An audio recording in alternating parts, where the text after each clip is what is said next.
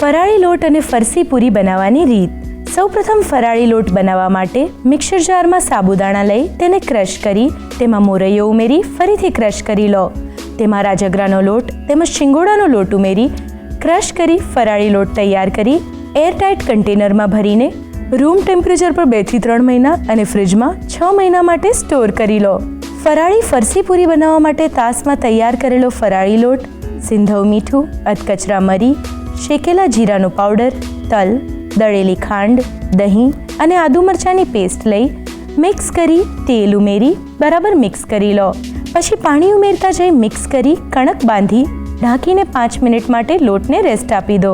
Rest આપી દીધા બાદ કણકને મસળી લુવા કરી અટામણ લઈ વણી કાણા પાડી કટરથી કટ કરી પૂરી તૈયાર કરી ગરમ તેલમાં મૂકી બદામી થાય ત્યાં સુધી તળી લો. પૂરી સરસ તળાઈ જાય એટલે તેને સર્વ કરો. તો તૈયાર છે ફરાળી લોટ અને ફરસી પૂરી.